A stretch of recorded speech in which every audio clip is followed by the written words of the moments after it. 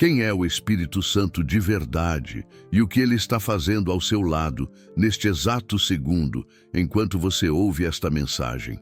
Essa não é apenas uma curiosidade teológica para preencher sua mente, mas a chave mestra que destranca o verdadeiro sentido da sua existência e da vida cristã. Quantas vezes você já ouviu o nome dele ser cantado em hinos emocionantes, citado em pregações de domingo ou mencionado em orações automáticas, mas, no fundo da sua alma, ele permanece um completo desconhecido? Talvez, para você, o Espírito Santo seja apenas uma força invisível, um vento suave que passa, uma energia cósmica ou algo meramente simbólico que a religião inventou. Mas eu preciso te dizer algo que vai abalar as estruturas do que você acredita. A Bíblia Sagrada não apresenta o Espírito Santo como uma eletricidade divina ou uma influência impessoal, mas como uma pessoa. Alguém que sente, que fala, que se entristece, que consola, que ensina e que guia com uma precisão assustadora. Então, diante dessa verdade, surge uma questão que deveria tirar o nosso sono.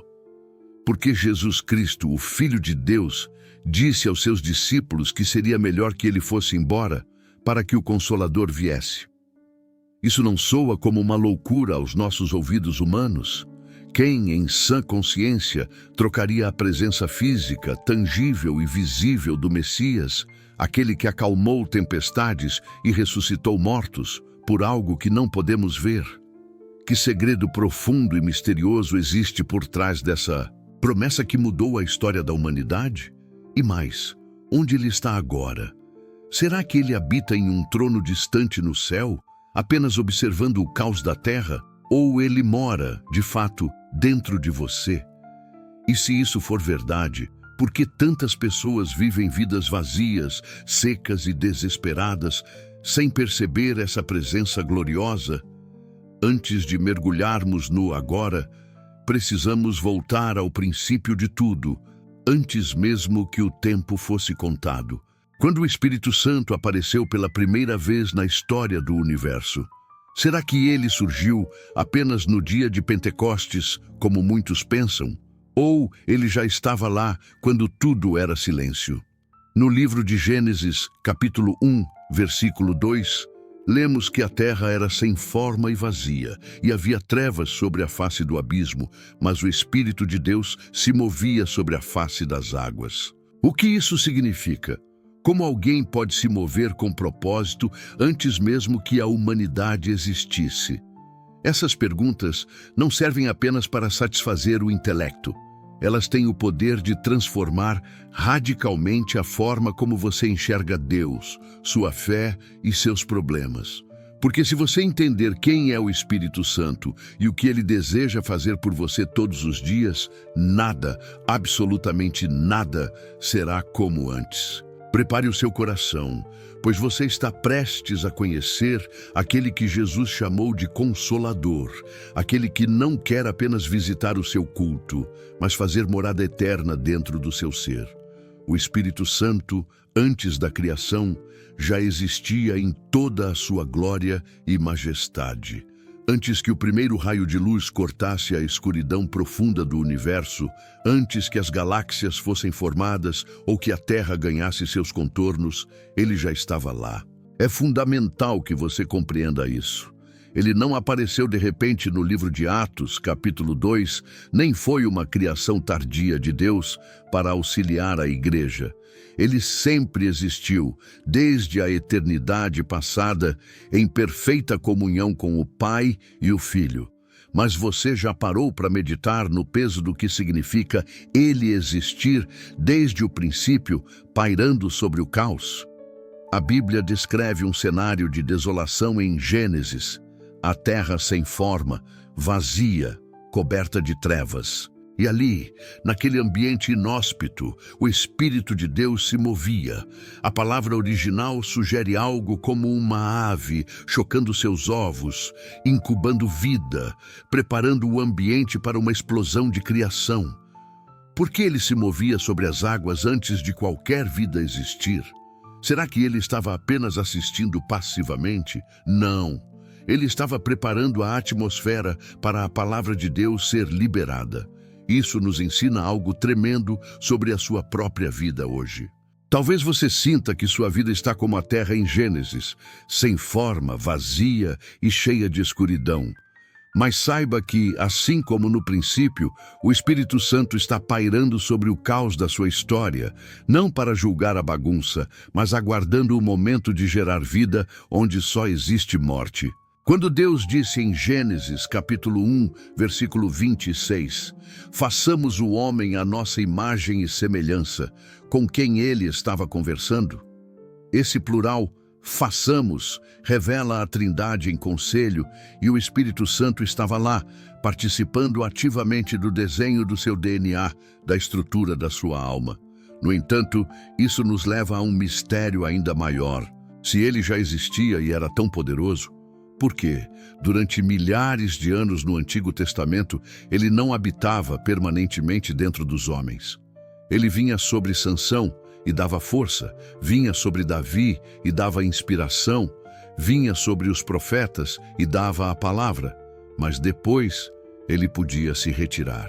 O que mudou na história para que hoje possamos ter o privilégio que nem Moisés, nem Elias, nem Abraão tiveram de forma permanente? Imagine um poder infinito que desenhou as estrelas, decidindo esperar milênios pelo momento exato em que o sangue de Jesus abriria o caminho para que ele pudesse finalmente fazer do seu coração a sua casa definitiva.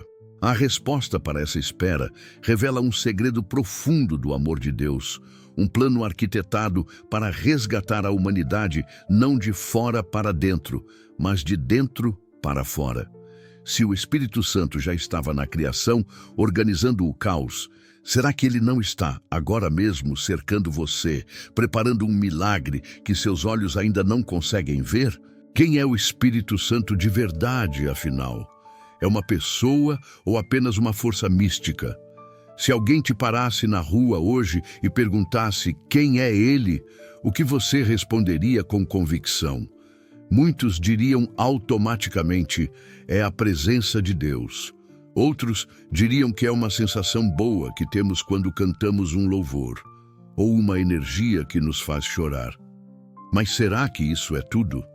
A Bíblia é enfática e clara ao nos dar pistas que desmontam qualquer teoria de que ele seja apenas uma força impessoal. No Evangelho de João, capítulo 14, versículo 16, Jesus faz uma promessa que muda tudo. E eu rogarei ao Pai, e ele vos dará outro Consolador, para que fique convosco para sempre. Preste muita atenção na palavra outro. No grego original, Jesus usa o termo que significa outro do mesmo tipo, outro da mesma essência. Ele não disse que enviaria uma coisa, uma ferramenta ou uma vibração. Ele disse que enviaria alguém tão real, tão divino e tão pessoal quanto ele mesmo. Isso significa que o Espírito Santo tem mente, tem vontade e tem emoções profundas.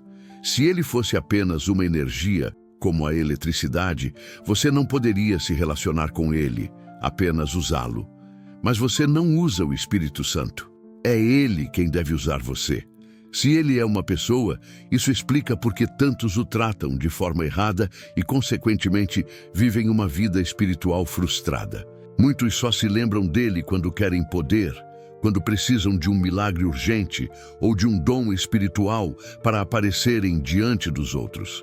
Mas será que o conhecemos como amigo? O apóstolo Paulo nos dá um alerta terrível e amoroso em Efésios, capítulo 4, versículo 30. Não entristeçais o Espírito Santo de Deus. Pense comigo, como é possível entristecer uma força como a gravidade ou o vento? Não é possível. Só se pode entristecer alguém que ama, alguém que tem sentimentos. Em Atos, capítulo 13, versículo 2, o Espírito Santo diz: separai-me a Barnabé e a Saulo para a obra. Uma energia não fala, não escolhe, não tem vontade própria. Ele tem. Agora, traga isso para a sua realidade. Se ele fala, sente, decide e se entristece, será que ele também não está te observando neste exato momento? Será que ele já tentou sussurrar conselhos ao seu ouvido e você, na correria e no barulho do mundo, simplesmente ignorou? Quantas vezes ele tentou te consolar numa noite fria e você preferiu buscar refúgio em vícios ou distrações? O Espírito Santo é o próprio Deus habitando a esfera humana. Ele não veio para te dar apenas um arrepio passageiro no domingo à noite. Ele veio para reconfigurar sua mente, guiar seus passos no vale da sombra da morte e ser seu companheiro mais leal. Mas se ele é tão real, por que a maioria de nós vive como órfãos espirituais? A resposta é dolorosa, mas libertadora. Onde ele habita agora? No céu, na terra ou dentro de nós? Quando você fecha os olhos para orar, para onde você direciona sua mente? Para um Deus distante, sentado num trono acima das nuvens, ou para uma presença viva que pulsa dentro do seu peito? A Bíblia nos entrega uma revelação que, se compreendida, faria nossos joelhos tremerem. Em 1 Coríntios, capítulo 6, versículo 19, Paulo faz uma pergunta retórica que deveria ecoar nos corredores da nossa alma. Ou não sabeis que o vosso corpo é templo do Espírito Santo, que habita em vós, proveniente de Deus, e que não sois de vós mesmos? Pare tudo e respire fundo. Templo do Espírito Santo. No Antigo Testamento, o templo era o lugar mais sagrado da terra. Havia o Santo dos Santos, onde a presença manifesta de Deus habitava atrás de um véu grosso. Ninguém podia entrar lá, exceto o sumo sacerdote, uma vez por ano, e com muito temor, pois a santidade de Deus era fulminante. Mas agora, através do sacrifício de Jesus, o véu se rasgou, e Deus não mudou de endereço para outro prédio de pedra. Ele se mudou para dentro de carne e osso. Ele decidiu fazer do seu corpo, cheio de falhas, limitações e fragilidades, a sua casa exclusiva. Como o Deus Santo pode habitar em mim? Essa é a graça escandalosa do Evangelho. Jesus revelou esse segredo em João, capítulo 14, versículo 17, ao dizer: o Espírito da verdade, que o mundo não pode receber, porque não o vê nem o conhece, mas vós o conheceis, porque habita convosco e estará em vós. Perceba a progressão. Com vocês e depois em vocês. Isso significa que quando você acorda e coloca os pés no chão, Deus está em você. Quando você vai trabalhar e enfrenta injustiças, Ele está lá. Quando você se sente a pessoa mais solitária do mundo no seu quarto, Ele continua lá, silencioso, mas presente. Contudo, aqui está o paradoxo que nos aflige. Se Ele habita em nós, por que tantas vezes nos sentimos ocos, vazios, sem direção e sem poder? Por que a depressão, a ansiedade e o medo parecem gritar mais alto que a voz de Deus dentro de nós? Será que Ele realmente está em todos, ou existe uma condição de rendição que muitos de nós ainda não aceitamos? Deus desejou morar dentro do homem não apenas para garantir nossa salvação futura, mas para nos capacitar a viver o sobrenatural no natural. Existe um propósito maior, um plano de transformação diária que estamos ignorando. Se essa mensagem está tocando seu espírito e você sente que precisa reacender essa chama interior, quero te convidar a conhecer o e-book completo. O fogo que consome, a oração que move os céus e a terra. Este material foi preparado para quem tem sede de uma transformação real e profunda. Pode ser exatamente a resposta que sua alma precisa neste momento de busca. O link está na descrição do vídeo. Por que Jesus disse que era melhor ele ir embora para que o Consolador viesse? Essa é, talvez, a declaração mais chocante e contraintuitiva de todo o ministério de Cristo. Em João, capítulo 16, versículo 7, ele afirma: mas eu vos digo a verdade, convém-vos que eu vá, porque se eu não for, o Consolador não virá para vós, mas se eu for, enviar-vo-lo-ei. Pense como os discípulos se sentiram ao ouvir isso. Eles haviam deixado tudo, barcos, famílias, carreiras, para seguir aquele homem. Eles viram cegos enxergarem, leprosos serem limpos, mortos saírem dos túmulos apenas com a voz dele. Eles se sentiam seguros ao lado de Jesus. Como poderia haver qualquer cenário no universo onde a ausência física de Jesus fosse melhor ou mais conveniente? Jesus sabia de algo que eles ainda não compreendiam. Enquanto estava na terra em corpo humano, Jesus estava limitado pelo tempo e pelo espaço.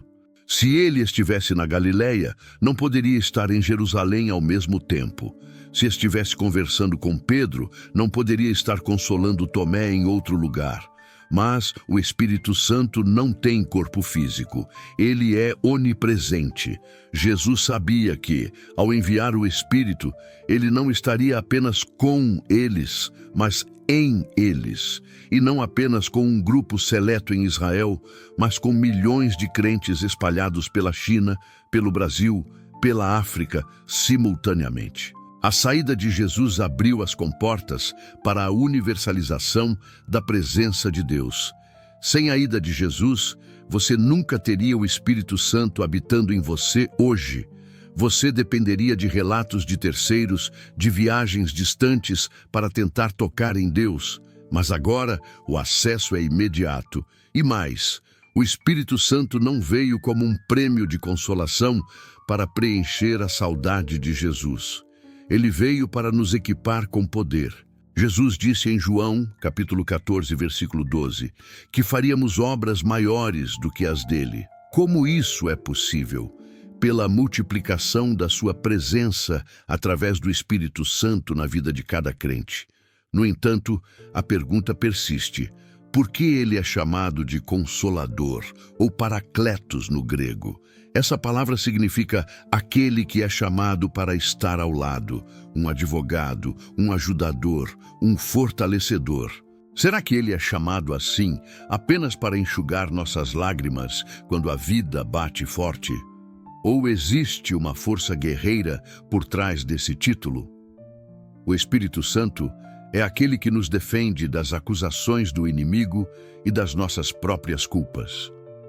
A missão do Consolador não é nos deixar confortáveis em nossos pecados, mas confortáveis na presença de Deus enquanto somos desafiados a crescer. Qual é a missão do Consolador e o que ele faz por você todos os dias? Muitas vezes, sem você perceber. Se você limita a atuação do Espírito Santo aos momentos de arrepio durante um louvor, você está vivendo de migalhas quando poderia estar em um banquete.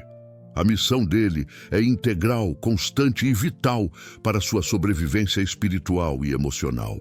Jesus disse em João, capítulo 14, versículo 26, que o Consolador nos ensinaria todas as coisas e nos faria lembrar de tudo o que ele disse. Ele é o mestre interior. Quantas vezes você estava lendo a Bíblia e, de repente, um versículo saltou aos seus olhos e fez todo o sentido para o problema que você estava enfrentando? Isso não foi sua inteligência, foi o Espírito Santo iluminando a palavra. Além de mestre, ele é o nosso intercessor. Existem momentos na vida em que a dor é tão profunda que as palavras nos faltam. A angústia trava a garganta e não sabemos nem o que pedir a Deus. É exatamente aí que o Espírito Santo entra com um poder sobrenatural. Em Romanos, capítulo 8, versículo 26, lemos: O Espírito nos ajuda em nossas fraquezas, porque não sabemos orar como convém, mas o mesmo Espírito intercede por nós com gemidos inexprimíveis. Você consegue dimensionar o amor disso? Quando você está no chão, sem forças para dizer Deus me ajuda, o Espírito Santo está dentro de você, clamando ao Pai em uma linguagem perfeita que traduz a sua dor em oração. Ele ora por você, dentro de você, para o Deus que está acima de você. Ele também é aquele que convence. Jesus disse em João capítulo 16, versículo 8, que ele convenceria o mundo do pecado, da justiça e do juízo. Aquela voz que diz, não faça isso, peça perdão, volte atrás, Não é apenas sua consciência, é o Espírito Santo te protegendo da autodestruição. Ele é o freio amoroso que nos impede de cair no abismo. Mas a pergunta que precisa ser feita é: você tem dado ouvidos a essa voz ou tem abafado o espírito com o barulho das redes sociais, das preocupações e da vaidade? Se ele intercede, ensina e convence, por que continuamos cometendo os mesmos erros antigos? Será que estamos apenas ouvindo falar dele, mas nunca paramos para desenvolver um relacionamento de escuta? A missão dele é te fazer parecido com Jesus, mas ele não fará isso sem a sua permissão. Se você quer aprender a ouvir essa voz e caminhar mais perto de Deus, eu te convido agora a se inscrever no canal Conexão Divina. Aqui, nossa missão é te levar para o profundo. Comente aqui embaixo o que você tem sentido ao ouvir essa mensagem e compartilhe este vídeo com alguém que precisa desesperadamente desse consolo hoje. Seja um canal de bênção. O Espírito Santo e o fogo que transforma você. Por que fogo? Já se perguntou por que, no dia de Pentecostes, o Espírito Santo não desceu como uma brisa fresca, como gotas de orvalho ou como uma luz suave, mas como línguas de fogo repartidas? O simbolismo bíblico aqui não é acidental, é intencional e aterrorizante na mesma medida que é glorioso. Em Atos, capítulo 2, versículos 3 e 4, vemos esse fogo pousando sobre cada um. O fogo na Bíblia sempre representa a presença santificadora de Deus que consome o que é impuro. O ouro, para ser purificado, precisa passar pelo fogo. Só assim as escórias, as impurezas minerais, são separadas do metal precioso. O Espírito Santo vem como fogo, porque sua primeira missão não é te fazer sentir bem, mas te fazer santo. Ele quer queimar o orgulho que te impede de perdoar. Ele quer incinerar a luxúria que corrompe seus olhos. Ele quer consumir a vaidade, o egoísmo, a amargura e tudo aquilo que ocupa o trono do seu coração que pertence a Jesus. Não há como ser cheio do Espírito Santo e continuar amando o pecado da mesma forma. O fogo incomoda, o fogo arde, o fogo muda a estrutura daquilo que toca. E aqui está um segredo espiritual. Quanto mais você permite que esse fogo queime, mais você brilha com a luz de Cristo. O apóstolo Paulo, em 1 Tessalonicenses, capítulo 5, versículo 19, nos dá uma ordem curta e urgente. Não apagueis o Espírito. Isso significa que nós temos o terrível poder de jogar água fria sobre a ação de Deus em nós. Como fazemos isso? Com nossa indiferença, com nossa desobediência calculada, com nossa falta de fome espiritual. Toda vez que Ele te chama para orar e você escolhe a televisão, você está jogando água no fogo. Toda vez que Ele te impulsiona a perdoar e você escolhe o rancor, a chama diminui. E uma vida com as cinzas frias de um avivamento que já passou é a coisa mais triste que um cristão pode viver. Pergunte-se agora, com sinceridade brutal, o fogo do Espírito ainda arde no altar do seu coração ou restou apenas a fumaça de experiências passadas? Lembre-se que ele não veio apenas para purificar, mas para capacitar. Fogo também é energia, é calor, é luz. Quando você permite que esse fogo arda, sua oração deixa de ser um monólogo entediante e se torna um diálogo vivo. Milagres começam a ser a consequência natural de uma vida em chamas. O Pentecostes e a descida do Espírito, o dia que mudou tudo. O Pentecostes não foi apenas um feriado religioso no calendário judaico que coincidiu com uma experiência mística. Foi o divisor de águas da história humana. Imagine a cena.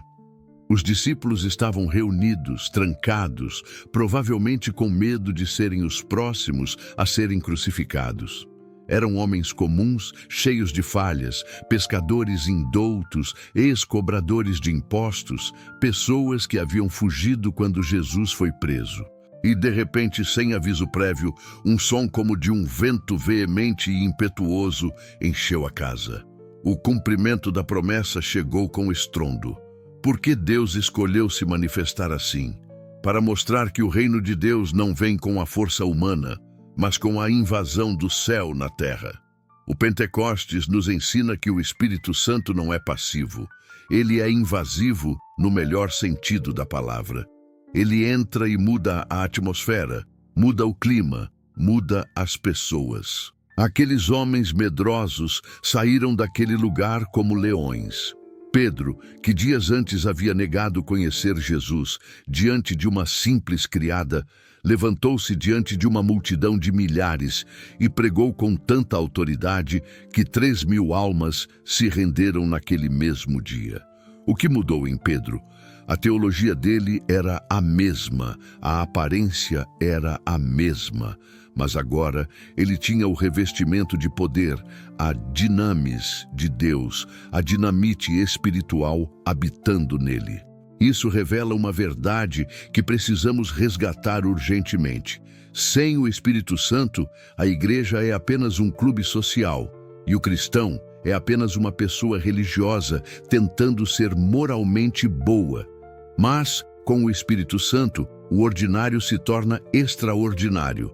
Ele nos capacita a fazer o que é humanamente impossível: amar os inimigos, ter paz no meio da guerra, ter alegria na tribulação e ousadia para falar de Jesus em um mundo hostil. Muitos cristãos hoje vivem uma vida medíocre porque tentam fazer a obra de Deus com a força do braço e não com o poder do Espírito. Eles se cansam, se frustram e desistem, mas a promessa de Pentecostes não expirou. Ela continua válida para você hoje. A pergunta intrigante é: por que tantas pessoas vivem a fé no modo automático, sem jamais experimentar esse vento impetuoso? Será que é porque nos contentamos com a teoria e paramos de buscar a experiência? Pentecostes é um convite para sair do raso.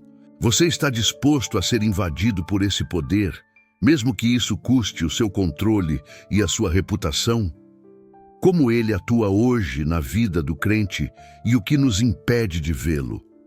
Você já parou para pensar que o mesmo Espírito que ressuscitou Jesus dentre os mortos habita em você agora? Romanos capítulo 8, versículo 11, diz exatamente isso. Não é uma versão reduzida do Espírito, é a mesma plenitude de poder. Então, como ele atua na prática do seu dia a dia? Primeiro, ele é a sua bússola interna. Em um mundo cheio de vozes confusas, ideologias e mentiras, ele é o Espírito da verdade. Ele te dá discernimento para olhar nos olhos de alguém e saber se ali há verdade ou engano. Ele te dá aquela inquietação santa antes de você assinar um contrato que traria prejuízo. Ele guia seus relacionamentos. Segundo, ele é a fonte dos frutos que tornam a convivência possível. Amor, alegria, paz, longanimidade, benignidade, bondade, fidelidade, mansidão, domínio próprio. Tudo isso listado em Gálatas, capítulo 5. Não são traços de personalidade, são a natureza de Deus implantada em nós pelo Espírito. Você não consegue ter domínio próprio sozinho por muito tempo. Você precisa dele. Mas, se tudo isso está disponível, o que impede o Espírito Santo de agir com liberdade em nós? A resistência. O Espírito Santo é um cavalheiro. Ele não arromba a porta do seu coração. Se você insiste em manter áreas da sua vida trancadas para ele, suas finanças, sua sexualidade, seus rancores secretos, ele não vai forçar a entrada, mas também não poderá abençoar essas áreas. O pecado não confessado age como um isolante que corta o fluxo da energia divina. A distração é outro inimigo mortal. Estamos tão ocupados com o urgente que esquecemos o importante. Ele fala em sussurros e o mundo grita. Se não aprendermos a silenciar a alma, jamais ouviremos suas direções. A dúvida e a incredulidade também amarram as mãos de Deus em nossa vida. Muitos querem ver sinais para crer, mas no reino precisamos crer para ver. O desafio não é se ele está presente, pois ele prometeu que estaria. O desafio é quanto de você está realmente disponível para ele. Quanto espaço você tem dado para que ele governe. Chegamos ao fim desta jornada, mas o verdadeiro início é agora, na sua vida diária. O Espírito Santo não é um conceito para ser estudado, é uma pessoa para ser amada, ouvida e obedecida. Ele está aí com você, agora mesmo, onde quer que você esteja assistindo a este vídeo. Talvez você sinta um calor no peito, uma vontade de chorar ou uma paz que não sentia há anos. Isso não é emoção barata. É Ele te tocando, te chamando de volta para o centro da vontade de Deus. Em João, capítulo 14, versículo 17, a promessa final é: Ele habita convosco e estará em vós.